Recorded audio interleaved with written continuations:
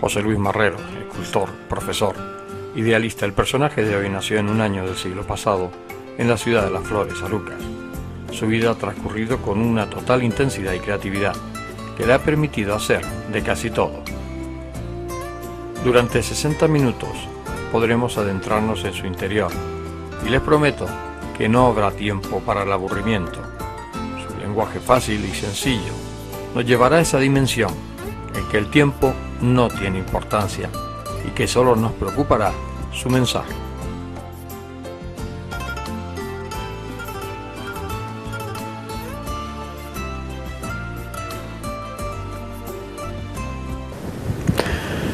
José Luis, ¿naciste en Arucas?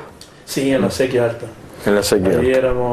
Nosotros éramos 7 hermanos, pero 5 nacimos en, 4 nacimos en la Sequía Alta, y luego nos fuimos a vivir a la Montañeta, al lugar que le decían Los Polveros.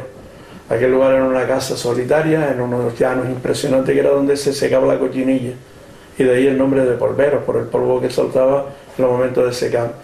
Luego de ese lugar, pues bueno, también ahí empecé a ir al colegio La Goleta, que había que caminar un rato por unas veredillas ahí, y después ya empezamos a fabricar, que mi abuela le dejó unos terrenitos a mi padre y a mi madre, y empezamos a fabricar una casa. Entre todos los hermanos y los tíos, pues nos ayudábamos y así pudimos sacar una casa adelante, la que después estuvimos viviendo, pues yo de los 15 años hasta los 25, que fue cuando me casé. Y en aquella época, claro, teníamos un montón de, como niños pobrecillos que éramos, pero hoy lo agradezco, hoy agradezco que eso sea, porque hoy día los niños tienen muy poca imaginación. Lo ven que todo está como muy estructurado por medio de lo que es el ordenador, y nosotros no teníamos nada, pues bueno, el principio es que no lo había, y siempre estábamos creando, no teníamos, los reyes nos traían nada más que a lo mejor una manzana, una naranja y un cachito de algo nos regalaban los tíos, algún juguetillo nada más.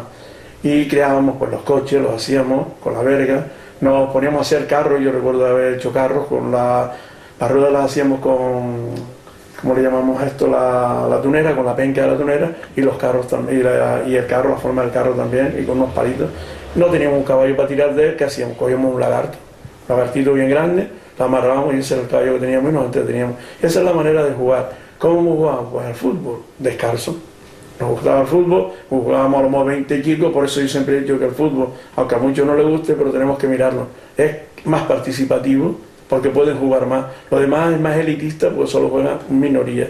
Si no lo tenemos en el tenis, lo tenemos en eso, con todo mi respeto a ellos, pero que lo digo porque a veces como dicen, fútbol, siempre fútbol, pero es que es lógico, porque hay más participación y los niños lo hacíamos así.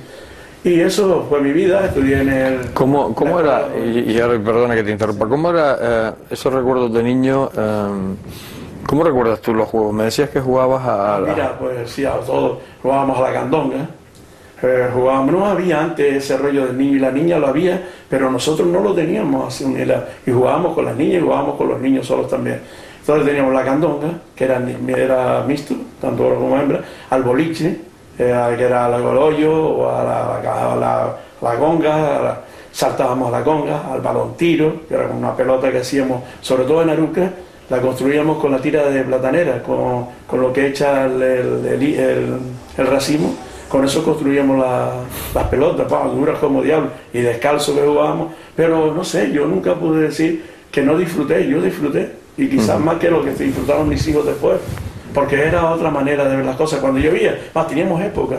Una época jugábamos al boliche, que era más bien en verano, o en la época de invierno pues jugábamos a los barcos, porque adaptábamos el tiempo a cómo podíamos estar en la calle, y eso para mí era muy interesante. Hoy no, Hoy salimos, los niños van muy bien tapados, nosotros tapamos un pantalón ahí medio rasgado, con el libro misa en el pompi, como siempre decíamos, que de verdad que eran los parches que se ponían, las madres siempre compraban una tela, nos hacían el pantalón y entonces guardaban el retal que les sobraba, y con eso nos iba pegando. Cuando no éramos más grandes, pues se le ponían las rodillas, que se ve mucho en los labrantes, los marcos, eso, porque estar de rodillas se comía el pantalón.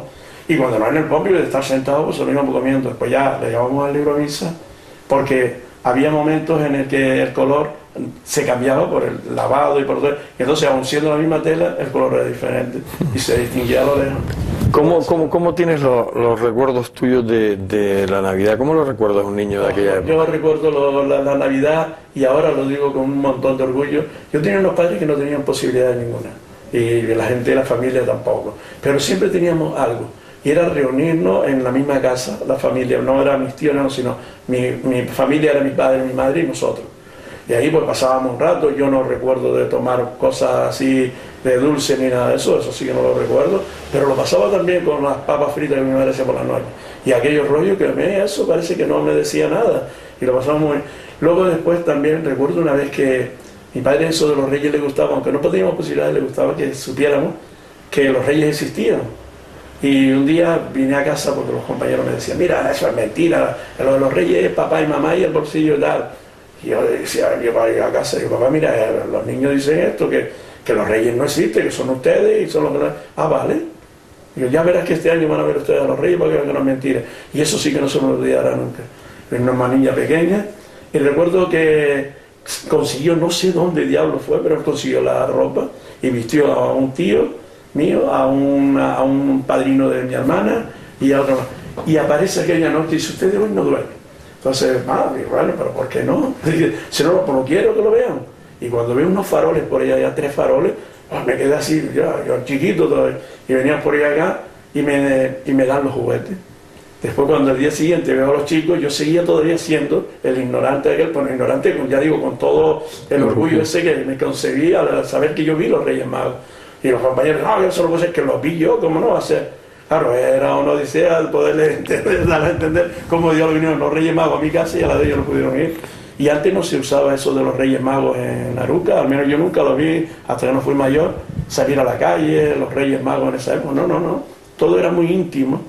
Era lo mismo que tenía de íntimo lo del Belén, que era algo en Aruca muy bonito, a mí me gustaba mucho, era que la gente te abría la casa para que fuera a ver los belenes. Eso después lo volví a conquistar cuando una vez metí la pata y me metí de concejal. Volví a conquistar todo eso, la cruz en las calles en la época de mayo, toda esa vivencia, las alfombras que eran impresionantes, bonitas en mi época de niño.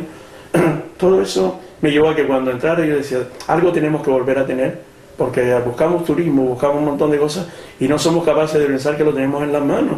Con 4 tonterías lo podemos tener turismo. 4 tonterías, pues es una expresión, lo digo, con 4 cosas que ya tuvimos una vez y que lo hemos perdido porque queremos ser más, y lo otro es de patán, y aquí no existe eso. Aquí existe una realidad que es la vida misma, y aquí a mí me gustaría que se vieran los ganaderos cómo hay que respetar a esa gente, a los obreros. Todo eso puede atraer turismo, como el cantero. Hoy día donde los labrantes, yo siempre me gusta llamar labrante porque el cantero era quien hacía cantos para fabricar, y no era lo mismo que el labrante, que era quien tallaba la piedra, quien daba forma. Y todo eso debíamos de volverlo otra vez a traer, hacer en Aruca lo que yo digo, la ruta de la cantera. Tenemos canteras por ahí ya tapadas con las zarzas y todo eso que no se ven, y que esos lugares debíamos devolverlos y llevar el turismo por ahí, y poner un trabajador que se le pague, que lo trasladamos justo con la guagua, se pone ahí a trabajar y el turismo ve cómo se hace eso. Yo creo que es algo interesante, no sé, y que se podía dar otra vida a Arucas también, o a otro pueblo. Yo ya hablo de Arucas porque soy un amante de mi pueblo y de Arucas, y a Arucas se le podía hacer todo esto. ¿Tu entrada en el colegio con qué edad fue? Bueno, yo empecé pero yo creo que era a lo menos 6 años, una cosa así, y recuerdo que me tocó un maestro, un manco, es decir, no me recuerdo ahora mismo el nombre, pero me acuerdo de él porque cuando nos cogía y hacíamos algo raro, nos metía la cabeza en medio de los pies y nos daban el culo con una regla de eso, y eso sí, nunca se me olvidará. Era Don Francisco, se llamaba, era de Faltón, y esto fue en el colegio de La Goleta. Luego ya pasamos al colegio, bueno, primero empecé en el colegio de Generalísimo, que le llamaba, que era el que estaba en Aruca. Ahí estuve solo un año. luego después ya nos pasamos a La Goleta cuando vivimos en la Montañeta. Y de ahí estuvimos pues 4, 5 o 6 años para después pasar al Colegio de La Salle. Y ahí en el Colegio de La Salle estábamos en la quinta. La quinta, bueno, primero estuvimos en la sexta y después en la quinta. La sexta era un lugar donde cuando llovía no dábamos clase, porque era de planchas de zinc y cuando caía el agua no oíamos ni al profesor ni a nosotros mismos. Entonces siempre teníamos el invierno un poco extraño. Luego pasé a la quinta, era un lugar separado de lo que era el Colegio de La Salle. Por eso yo nunca he entendido las religiones, y lo digo generalizándolas porque no puedo entenderlo, cómo se habla de una manera y se actúa de otra. Es imposible, yo no lo puedo entender que se pueda tener esas dos caras tan fácilmente. Para nosotros siempre estábamos, pues, la clase de los pobres, teníamos un lugar para nosotros también separado de los demás chicos, solo nos veíamos todos juntos, era en la hora de la mañana, cuando íbamos y nos formaban allí para cantar el rollo esos que nos cantaban en esa época, y después, por la mañana nada más, era cuando nos veíamos todos juntos. Lo demás era ya llegar y se acabó. O sea, que había pobres y ricos. Sí, estaba muy diferenciado el pobre y el rico. De hecho, yo tuve una anécdota que fue con una escopeta de balines, y mi padre teníamos una y yo siempre tirábamos, y mi hermano y yo, y no teníamos ni siquiera el punto de mira. Y un día había un concurso y un hermano al cual yo aprecio y sigo apreciando, era diferente, ahí sí encontré yo algo distinto. Pues me dice, mira, tráete las escopetas de balines y hay un concurso y te metes en él. Pues yo fui todo ignorante con mi alpargata, que era lo que teníamos ahí medio rota, pero mi alpargata. Y cuando me vieron allí, yo veo a aquellos chicos con otra cosa, para mí eran unos niños más porque solo se miraba la ropa. Y me dijo el hermano aquel que era lo que iba a hacer allí. Yo, mira, que me mandaron aquí, y me dijo el hermano para se va, pero es que para ustedes no puede ser. Y aquello me sonó, y estaba tirándole un pájaro en una de las palmeras que hay ahí al lado de la fábrica de ron, y no le daban al pájaro aquel, y yo con aquel tío plan, y se cayó. Entonces cuando me vieron, que no podía participar, y no pude participar. Y en el fútbol me pasó otro caso igual. Teníamos un equipo, nosotros jugábamos descalzos porque teníamos que cuidar las alpargatas aquellas que eran hasta para llevarlas a misa, hay que reconocer, pero no las echábamos al hombro cuando salíamos. Y recuerdo que jugando al fútbol íbamos ganando, después empatamos, pero aquello se iba a acabar en 1-1. Y no sé de dónde se sacó de la manga el árbitro, que era uno de los curas que había, un hermano, se sacó de la manga un penalti. Y la expresión que más me dolía, a mí me daba igual que aquello fuera penalti o no, sino aquella que dice, nada, pero es mejor que ellos se lleven la copa y ustedes, para matar un poquillo el hambre, le damos los caramelos, como el segundo equipo. Aquello me sonó mal y ahora me suena todavía peor, porque ¿cómo puede ser posible? A lo mejor el hambre no nos quitaba lo mismo que nos quita el premio, porque el premio nos quitaba la sensación de ansiedad por haberlo ganado. El otro no, el hambre nos ponía peor todavía, porque siempre estaríamos recordando lo que nos hacía falta. Eso es lo que me ha dolido mucho de eso. La época juvenil, ¿cómo pasas tú la época juvenil? ¿Trabajando, estudiando? Yo trabajando. Trabajando, sí, eso era yo he trabajado de carpintero, he trabajado de labrante, he trabajado vendiendo ropa y con un señor por ahí con un carro y después ir los sábados y domingos a cobrar. He trabajado de decorador, de escaparatista, he trabajado en la misma labranza, también he estado mucho en ella, acabando platanera, sacando papas, haciendo... ¿Y tenías tiempo para la diversión? Sí, porque no, un poco. Es que porque te iba a hacer una pregunta, que cómo era la juventud de aquella época, en qué se divertía. Nosotros nos divertíamos pues muy fácil, jugando a calimbre, a payoyo. Yo casi hasta con 17 años jugábamos todavía, que después fue cuando yo me fui a estudiar Bellas Artes. Pero yo jugaba eso, y lo que decía de esto también, pues nos reuníamos los amigos y los domingos, en Arucas había un paseo, y nos pegábamos desde las 6 de la tarde, que era cuando empezaba el paseo, hasta las 9 de la noche, que era cuando se iban las niñas, ¿no? Que ya no había chicas por ahí ninguna, porque eran más que machos. Hasta esa hora, dándole de vuelta, 10 kilómetros eran ya ese día, porque era desde la plaza, toda la calle del General de Arucas, la principal, desde el parque municipal hasta el rincón donde se veía la iglesia. Pues todo eso lo pasábamos caminando, venga, para allá y para acá, para allá y para acá. Y yo ahora digo, Dios, pero aquello no disfrutábamos de aquello. Y de la fiesta. Las fiestas eran diferentes, eran participativas. No es una fiesta que tienes que comprarlo todo, no, nosotros también poníamos. Porque poníamos las romerías esas que se hacían, pues todos pues aportábamos algo. No recuerdo el nombre que le dábamos antes, que se hacía en la montaña de Arucas, pues íbamos todos, la familia, y nos sentábamos allí, los niños y tal, y ahí nos disfrutábamos uno con otro, jugando a calimbre, a payoyo, a pañuelito quemado, a una serie de cosas, y los niños disfrutábamos bastante y los jóvenes también. El tema de las chicas en aquella época era difícil. Sí, porque muy sí, difícil. ¿Había baile? Sí, pero no era un baile como no, porque aún no tenían el casino, y el casino también era clasista, es decir, que ahí entraban los que más o menos pertenecían a aquello, y estaba la sociedad de trabajadores, llamada así antiguamente, hoy la sociedad Atlántida, que ahí era donde único podíamos ir, y pagaba una entrada, una módica, y entonces podíamos bailar, pero aquello se llenaba en un momento, luego no teníamos lugar, pues nada, había los guatiquillos, eso que se nos reuníamos en algún lugar, hoy le llaman botellón, nosotros nos tomábamos menos, y nos pasábamos el rato ahí entre amigos y amigas, pero claro, lo de ligar, eso mismo, que lo veíamos ahí, que yo era un cachondeo, iba paseando, una vez me llevaron un cogotazo, porque iba andando y delante de mí había una chica y un chico que pasó por allí, claro, uno va caminando normal, con los amigos, alegando y tal, por lo visto le hizo algo a la chica, le metió ¿Y te tocó a ti? Se viró con el colletón, me lo llevé yo, lo pasé más mal, me marché para mi casa, una vergüenza increíble, no aparecí por aquello durante 2 o 3 semanas, porque me sentí mal, digo, pero si yo no le hice nada. Y después ya un día me tropecé a aquella chica y me pidió perdón, había dicho la amiga que no había sido yo, pero es que yo no soy capaz de meter en las manos a una chica por la calle, sería el colmo, ¿no? Hasta ahí no llegué, y no he llegado, hasta hoy, Dios gracias, no he llegado. Ahorrador de electricidad Staminar. Tras muchos años de implantación en Canarias, les ofrecemos la posibilidad de ahorrar de un 10 hasta un 35% del consumo de su factura de electricidad. Tenemos un ahorrador que se adapta a sus necesidades, sea cual sea su tipo de negocio o industria. Muchos ahorradores puede encontrar en el mercado, pero solo Staminar ha demostrado su eficacia. No deje que los gastos abusivos de electricidad afecten su economía de negocio. Pídanos presupuesto sin compromiso al 921-481-249. Ahorrador de energía Staminar, la solución a sus problemas de exceso de consumo. Ahorre de un 10 hasta un 35% de su factura de electricidad.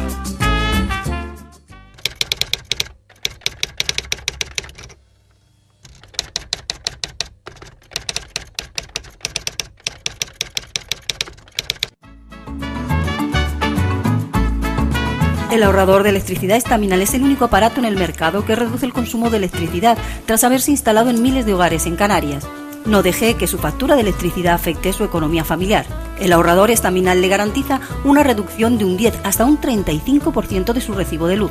Staminar no necesita ninguna instalación especial, es autoinstalable y no consume electricidad. Diga basta al excesivo consumo de electricidad y llámenos al 928-481-249. Reduzca hasta un 35% de su factura de electricidad. Staminar, su seguro de ahorro.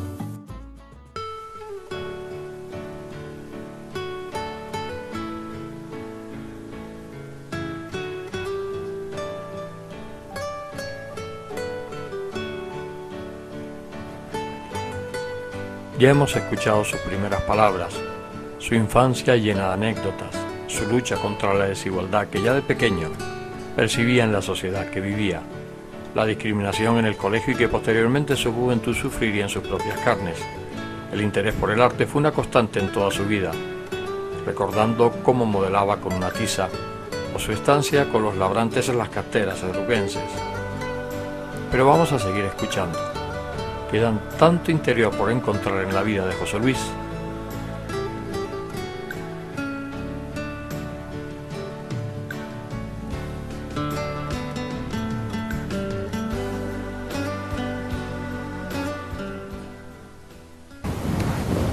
Tus estudios de Bellas Artes. ¿Te decides estudiar Bellas Artes ya con qué edad? Con la edad de, primero me decido para hacer algo, prepararme hacia ella, fue con unos 14, 15 años, iba a la escuela de los Amperes. ¿Ya estabas en la escuela de los Amperes? Me metí en la escuela de los Amperes y ahí me empecé a preparar.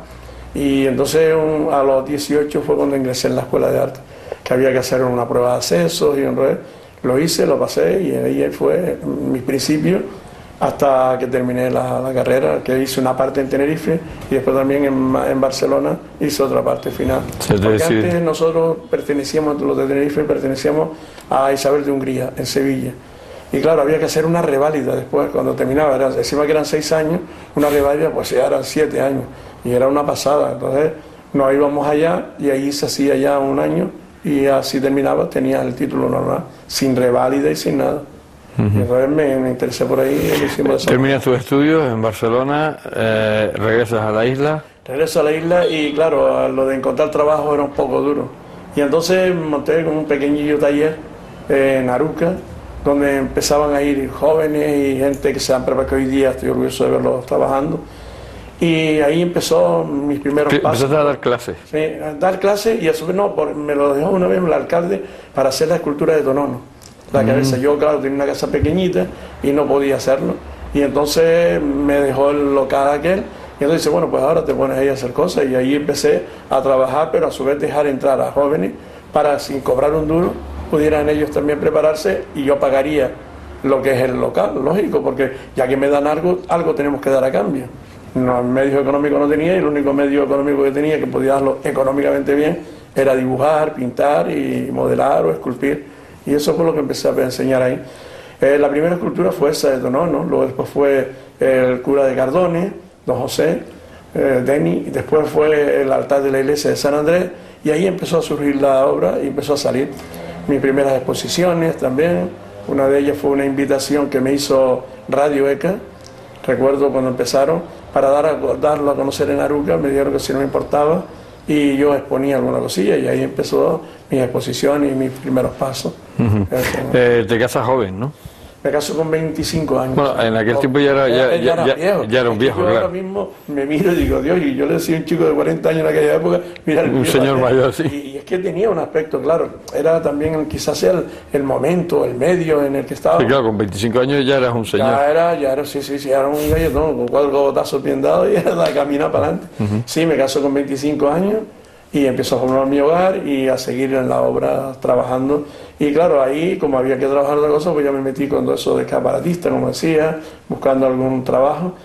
¿Y cuándo empiezas a dar clases? ¿Cuándo entras a dar clases? Pues también con unos 24 años, 25 años, perdón. 24 hice una aparte, pero después ya con 25 años, 27, empecé a dar las clases. De 25 a 27, porque era en el colegio, primero empecé en el colegio de Cardone, con esta asociación de padres. Me llamaron y ahí empezó unos pasos a dar mis primeros pasos en la enseñanza, y luego después ya salió una vez lo de la escuela de arte. Entonces fue cuando ya yo miré y digo, no, que va, yo a la escuela de arte fui, me aceptaron, tuve problemas para entrar, como en todos los lados donde siempre va alguien que no tiene mucho amiguismo y muchos rollos de eso. Yo entré en la escuela de arte y no me aceptaron cuando presenté los papeles. Y me dijo un compañero que estaba en la escuela, y ¿cómo es posible que tú no entres y entra esta chica o esta persona, que eso no puede ser? Y entonces digo, pues no sé cómo. Y dice, mira, vete, infórmate. Y me fui, que antes estaba en Triana, lo de personal. Y claro, fui a subir y no me dejaron entrar. No está. Entonces cuando bajé me tropiezo ahí a mi tío, que yo no sabía que estaba allí de conserje, pobre, que para descansar. Y dice, ¿qué haces por aquí? Yo que vengo a esto y esto. Y dice, ¿qué pasa? Y yo, no me atienden arriba. Dice que no está ese señor, que no está él. Ven para acá.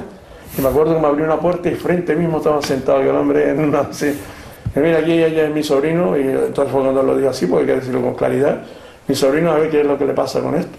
Miró y dice, bueno, ¿qué problema tiene? Y me pasa esto, y yo he presentado todos los papeles, pero no me los aceptaron. No me dijeron que lo dejara, sino que me los podía llevar, que no había problema ninguno, que esto solo era una prueba más bien. Dice, ¿cómo? Dice, ¿usted tiene todo? Yo, sí, yo daba clase en la escuela yo di clase en formación profesional, aquí en Aruca, tenía ya pasos dados, y entonces me dijo, no traiga usted todo eso, ¿lo tiene usted? Sí, vaya usted arriba. Vine aquí a Aruca, le llevo todos los papeles, el hombre cogió el teléfono, me notó y dice, mira, esto, anulen esto porque aquí hay algo raro.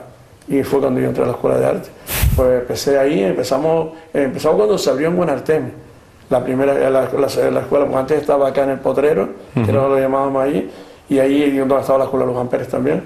Y entonces pues empezamos ahí, y ahí empezamos a crecer hasta que ahora estamos donde está la escuela de arte. Yo creo que antes me gustaba más porque antes era la escuela de arte, hoy es bachiller, ya no tiene el mismo sabor, ya no es lo mismo, aunque digamos lo contrario. Yo sí que sé que hay mucha cultura y mucho rollo, pero la cultura a veces hay que saberla dosificar.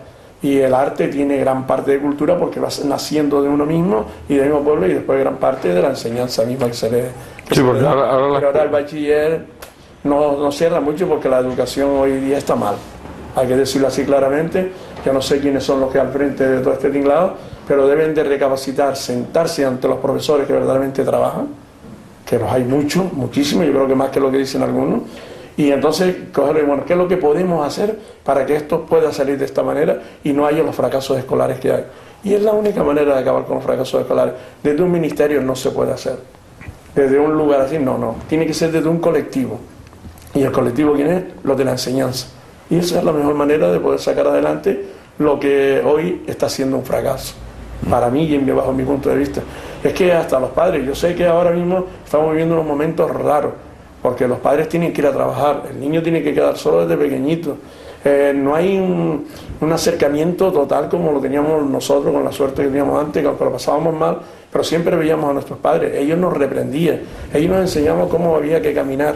Hoy no, hoy el niño tiene al abuelo, a la abuela, a la tía, a la prima, al otro, y el niño no sabe cómo decidirse, porque el libro que le han puesto delante no tiene ni puntos ni comas, sino es todo seguido. Y eso no puede ser, hay que pararse y decir, bueno, hasta aquí se puede hacer esto otro no se puede, aquí podemos llegar y así. Yo creo que es la mejor manera de que la educación cambie un poco y sea real. ¿Cuántos años estuviste dando pues clases? Pues estuve los 30 y pico de años dando clases, sí. Claro que yo me he ido por esto de la prejubilación esta, que no es prejubilación, es jubilación LOCSI. Y me fui por eso, porque ya no aguantaba mucho las presiones, y yo soy una persona, bueno, me creo que tengo bastante sensibilidad, y me dolía ver cómo había niños que podían suspender de esa manera y cómo se le podía sacar un gran provecho a esa gente que ya quedaban estancados o se perdían. Entonces ya dije, no, la enseñanza hay que dejarla, hay otros técnicos, porque hoy día todo es tecnicismo, nada es realismo, y hay que decirlo así. Yo creo que ya es hora de sentarse, como yo sigo diciendo, y de decir, bueno, hasta aquí hemos llegado y hasta aquí podemos hacer cosas. Y eso es lo que me ha llevado a hacer hoy esto, pero bueno, a su vez también me viene bien. Ahora puedo hacer lo que me da la gana, bueno, dentro de lo que me dejen, también hay que decirlo porque tengo una familia, pero hago lo que me da la gana, que es lo mío. Yo he sido un privilegiado. Yo he trabajado en lo que me gusta y me he jubilado en lo que me gusta, y ahora puedo seguir lo que me gusta, que es el arte. La cultura siempre ha estado muy pegada a ti, desde prácticamente desde niño, ¿no? Desde cuando cogíamos las tizas, yo cogí una tiza ahí con un alfiler y me ponía esa diablura y esas cosillas, y de ahí empezó mi padre a verlo. Yo recuerdo siempre una anécdota de mi padre, que no le gustaba que fuera artista, que no estudiara Bellas Artes, porque eso era de loco. Mira, tú lo ves por ahí, los bohemios, eso, ¿qué tal? Peludo y barbudo, ¿no? No somos iguales. Hay gente que hacen eso porque les interesa, porque tienen un medio para poderse dar a conocer y salir, pero todos no somos iguales. Y entonces un día me presenté a un concurso de escultura y pintura y dibujo, certamen juvenil, que existía en aquella época, y me presenté. Y ese día, cuando estaban dando eso por la radio, estaba yo malo. Y recuerdo que llegué, y mi padre siempre que llegaba cuando estábamos, pues, antes de quitarse la ropa, llegaba cuando estábamos. Oye, ¿cómo anda? ¿Qué tal está? Eso siempre lo he visto, lo vi en él. Y aquel momento empezaron, espero papá, que están dando los premios del certamen que presenté, las obras aquellas. Y ahí ese primer premio, fulanito, tercer premio, José Luis Marrero de dibujo, tercer premio de pintura, José Luis Marrero. Y después cuando llegó a escultura, ese primer premio de escultura, José Luis Marrero. Entonces ya el hombre miró y dice, mira, hazlo. Total, que vamos a hacer un loco más en la familia, no importa. Y de ahí pues estamos estos locos hasta hoy en día, que todavía no lo he visto porque mis hijos no lo han dado, siempre han estado en los talleres y nunca lo han dado por hacer algo. Al más viejo se metió en cerámica y terminó cerámica, pero no, le va la informática, al otro le va pues la literatura, ha hecho sus peninos ya y tiene algo publicado. Y eso, pero la escultura y la pintura no lo veo. Ahora veo este nietillo que tengo ahí entre manos, que es un loquillo y siempre está en su rollo. Y digo, bueno, pues ya está. Ahí me puedo decir que voy a entregar la herramienta a alguien que pueda suceder. O sea, sí, pasar. En plan sucesión. Sucesión y que siga adelante y a ver si otros más vienen. Porque yo fui la oveja negra de la familia. Mi abuelo que era labrante, y mi tío que era labrante, y mi padre que fue labrante antes de ser policía municipal. Pero no, yo aquello lo veía como una cosa muy normal en la familia, hasta que empecé a ver que en la piedra se hacían formas que cogían forma humana. Y entonces digo, bueno, pues esto y ahí fue donde empezó mi... En cambio, en la pintura tú no has sido tan... No he destacado mucho, ¿no? Porque después la estampé. ¿Tampoco te ha gustado mucho? No, me dedicaba más a... Me gusta a mí la pintura, pero me dedicaba más a la escultura y me absorbe más tiempo. El dibujo también lo hago bastante, pero más la escultura y el dibujo. La pintura solo, ahora he estado pensando, a veces se sienta uno, voy a tener que coger un día unos lienzos y ponerme delante de ellos otra vez y crear algo, porque yo recuerdo a algún artista que después de ser escultor se dio cuenta que también la pintura le iba y fue un gran pintor, no recuerdo el nombre ahora, un francés parece que era, y la verdad es que no quiero hacer eso, ¿no? Sino quiero que también se vea algo mío en la pintura. Tengo obras por ahí, pero no lo suficiente como la escultura, ¿no? Tu paso por la política siempre has dicho que ha sido una metedura de pata. Sí, porque yo creí que el ser humano era honesto también y he visto que no. Entonces muchos se meten por aparentar o por querer, dicen que iban a trabajar por el pueblo, no, por querer un sueldo, porque ganarse la vida a cambio de la política. Claro, porque después no entiendo cómo se buscan estos elementos que tienen, que son los asesores. Por favor, si usted se ha metido aquí y sabe a qué se metió, ¿para qué quiere un asesor?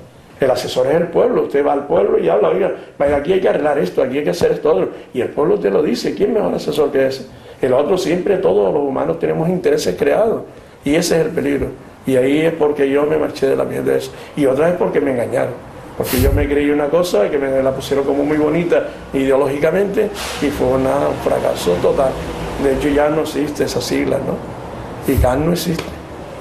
Y era un proceso, un proyecto donde se podían haber unido esa ideología de izquierda, pongámoslo por ejemplo, pero que va, aquello era como el que está.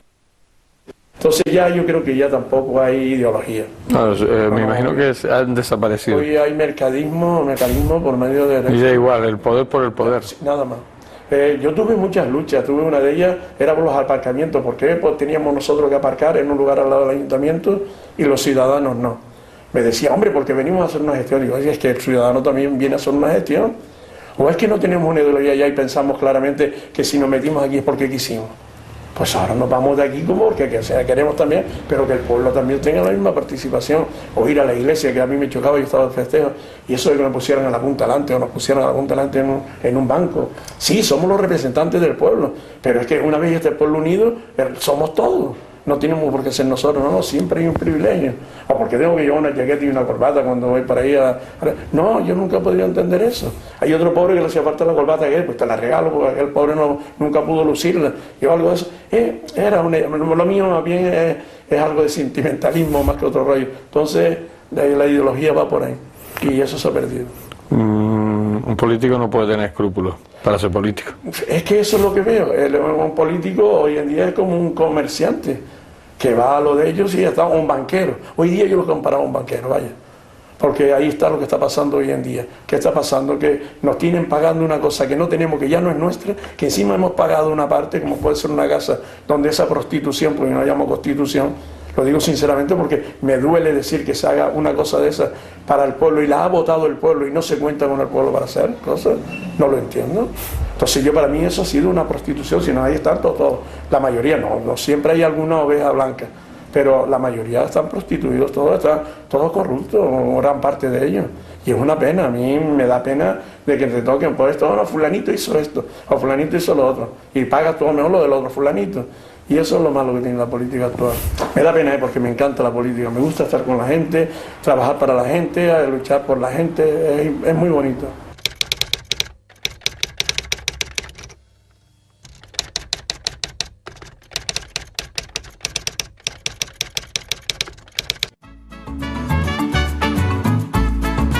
El ahorrador de electricidad estaminal es el único aparato en el mercado que reduce el consumo de electricidad tras haberse instalado en miles de hogares en Canarias. No deje que su factura de electricidad afecte su economía familiar. El ahorrador estaminal le garantiza una reducción de un 10 hasta un 35% de su recibo de luz. Estaminal no necesita ninguna instalación especial, es autoinstalable y no consume electricidad. Diga basta al excesivo consumo de electricidad y llámenos al 928 481 249. Reduzca hasta un 35% de su factura de electricidad. Estaminal, su seguro de ahorro. Ahorrador de electricidad Estaminal. Tras muchos años de implantación en Canarias, le ofrecemos la posibilidad de ahorrar de un 10 hasta un 35% del consumo de su factura de electricidad. Tenemos un ahorrador que se adapta a sus necesidades, sea cual sea su tipo de negocio o industria. Muchos ahorradores puede encontrar en el mercado, pero solo Staminal ha demostrado su eficacia. No deje que los gastos abusivos de electricidad afecten su economía de negocio. Pídanos presupuesto sin compromiso al 921-481-249. Ahorrador de energía Staminal, la solución a sus problemas de exceso de consumo. Ahorre de un 10 hasta un 35% de su factura de electricidad. ¿Cómo te sientes, José Luis, ahora en la actualidad? Bueno, en la actualidad me siento bastante bien porque he intentado programar mi vida de jubilado y la he encauzado hacia dos lugares, tres. Uno es la casa, estar con mi gente, poder disfrutar de ella, que no he podido hacerlo durante muchos años. Después la otra la tengo en las tierras, unas tierritas que he plantado, unos arbolitos, ¿ya? Y aquello pues me da un montón de vida. Y la otra la tengo en el taller, donde ya ahí pues puedo hacerlo noche, día o cualquier hora, no tengo una hora para dormir, la utilizo cuando quiero y entonces me siento mucho más realizado. Ya sé quién soy, hasta dónde puedo llegar en cuanto a fuerzas, en cuanto a todo eso, y creo que ahora pues estoy encantadísimo. ¿Te arrepientes de algo que hayas hecho en tu vida o te queda algo por hacer o te quedó esa espinita clavada de algo que quisiste hacer y no pudiste? Hombre, la verdad es que sí, siempre nos queda algo, por eso yo ahora en estas obras que hago pues represento ese momento, es el que estoy viviendo actualmente, que cuando te jubilas te ponen un montón de pegas que no entiendo por qué. Tú no puedes ejercer alguna cosa, pero nunca podías dedicarte pues a dar unas clases, tenía que ser estas gratuitas, que estoy de acuerdo con ello también, o no te puedes, pero yo creo que esto debíamos de mirarlo desde otro punto de vista. Yo me he jubilado, pero yo he pagado un dinero, que es el que ahora supuestamente me darían, ¿no? Pero yo también puedo dedicarme a algo todavía, estando eso, en vida, como estoy. Lo único que no puedo seguir en aquello porque no podía más, estaba saturado. No veía ninguna salida que eso fuera ejemplar para que el alumnado, que la gente se integren más y estudien más o trabajen más. Y sin embargo desde fuera a lo mejor lo puedes hacer, porque puedes incentivar eso que algunos de los pobres ya pues han dejado y se tuvieron que ir a trabajar sin haber estudiado como es debido, sin haber trabajado o haber dejado de conocer el arte, que eso se ve mucho en la escuela, como entra gente mayor porque nunca lo pudieron hacer antes, sino cuando se jubilan. Intentar hacer algo de esto con esta gente que no solo se han jubilado, sino que también no estén jubilados, pero que tenga esas ganas de conocer el material, cómo se hace el proceso de una escultura, cómo se puede llevar a cabo, y que saquen que a lo mejor perdido ahí hay un buen artista. Y eso es lo que yo creo que hoy día pues debíamos de hacer. Y ese es el hueco que a mí me queda, que hay mucha gente que no ha podido tener esa oportunidad. Y yo he tenido la suerte de ser un privilegiado. Y me da pena que eso siga existiendo cuando tenemos un montón de posibilidades, más ahora que tenemos locales. Antes no existían locales para los mayores. El mayor se sentaba y ahí estaba en el mentidero todo el tiempo, perdido, que todavía los hay por ahí, pero porque no se le da algo más. Hoy tienen un lugar como puede ser para hacer deporte, hoy tienen de todo, y es cuando menos se hace. Es una pena, porque ahí, pues, que digo yo, una biblioteca la puede llevar una persona mayor, y intentar también que se integre y se meta en las páginas y él vea que aquello está para algo, no es un algo que se ha escrito porque a mí se me ocurrió, no, es algo que es para transmitir, para que a su vez también pueda transmitir otros conocimientos que él tenga y llevarlo de esa manera.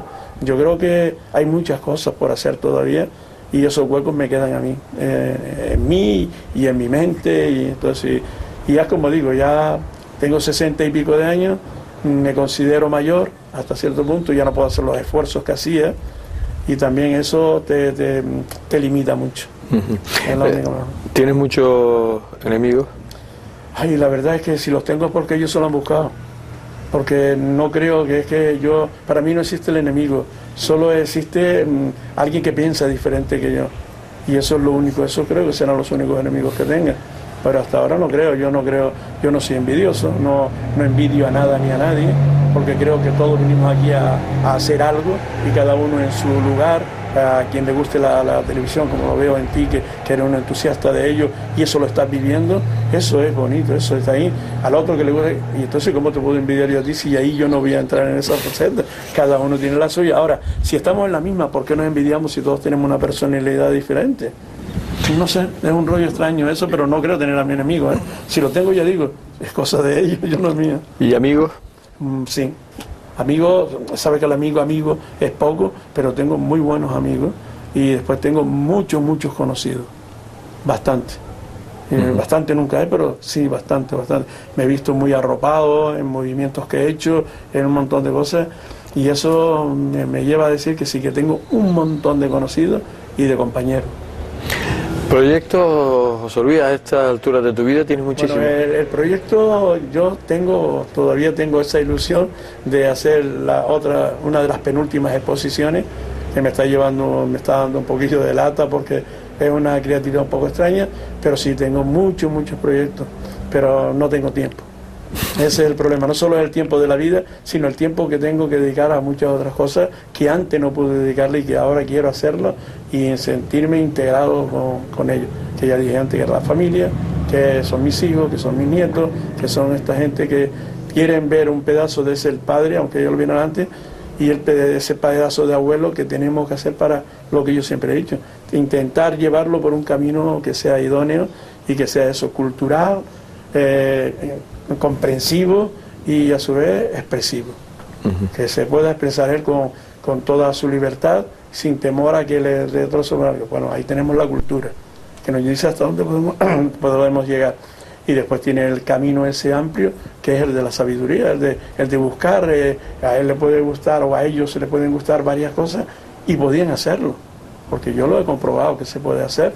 Y eso sería interesante también.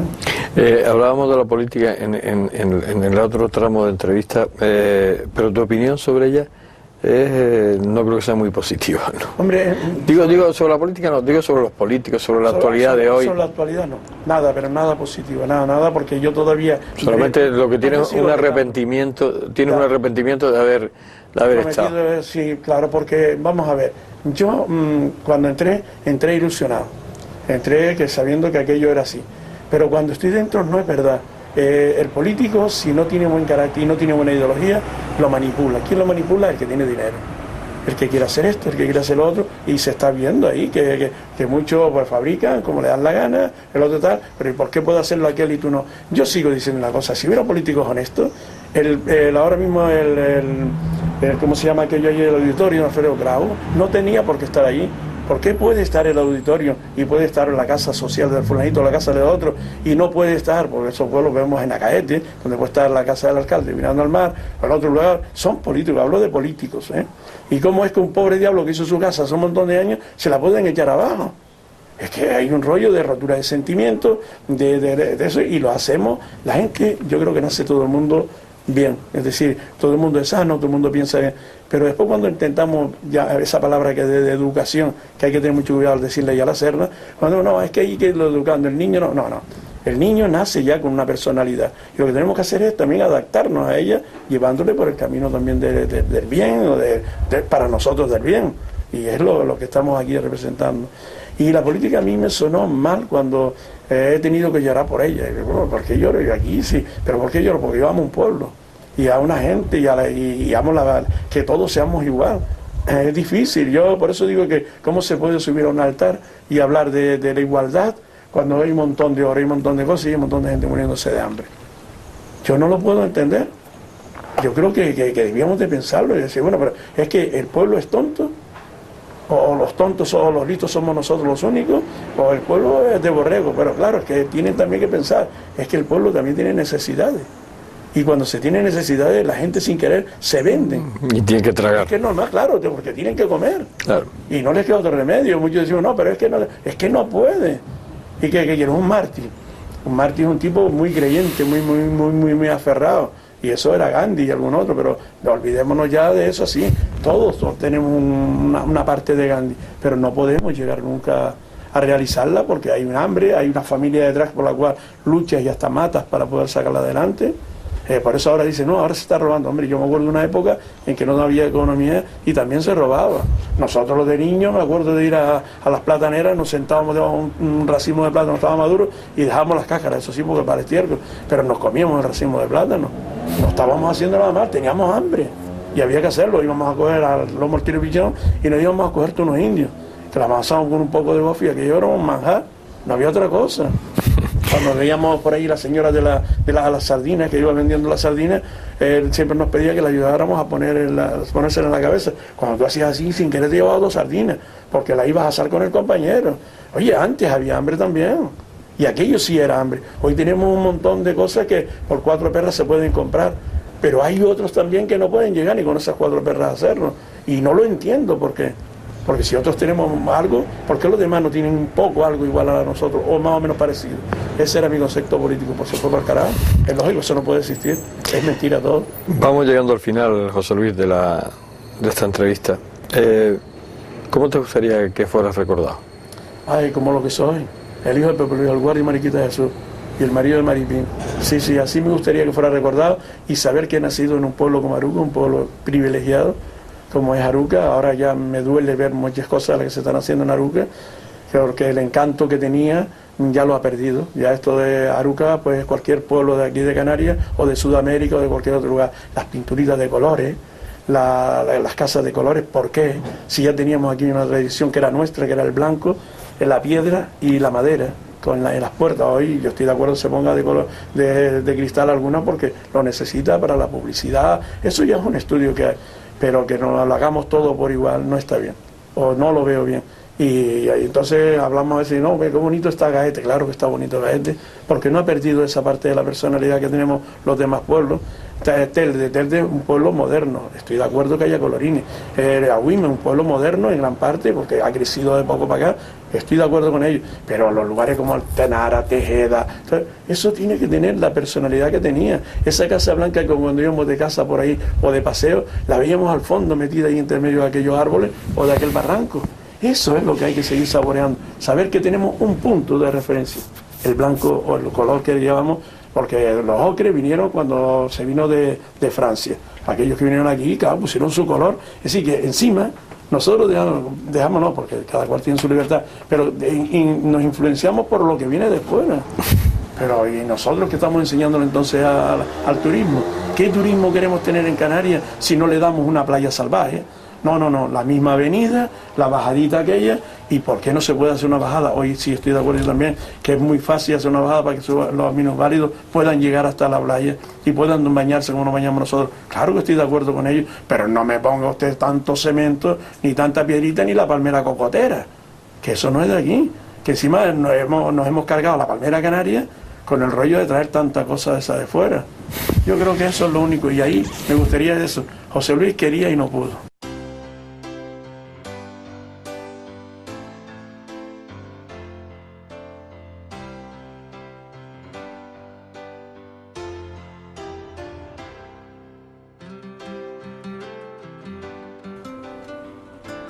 Se nos ha acabado el tiempo. Tal como les había anunciado, el aburrimiento no nos ha acompañado en estos minutos con José Luis. Al contrario, nos hemos enterado muy poco del paso de él. La incursión en el interior de este artista y mejor persona nos ha proporcionado una sensación de paz y bienestar en el transcurso de ella.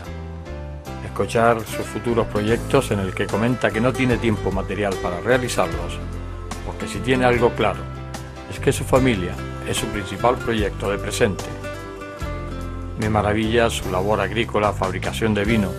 El saber sacar ese jugo a la vida que te permite ser feliz le coloca en un lugar que solo unos muy pocos llegan a ese estatus.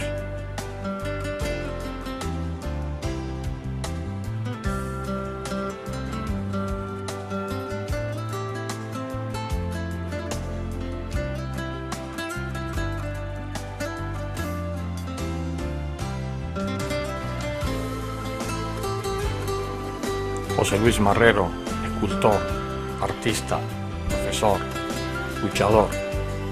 Llega el momento de decirnos adiós. Podría decirte tantas cosas. sensaciones que he percibido a través de tu conversación. Pero solo me sale una palabra. Gracias por ser así. El mundo te debe muchísimo.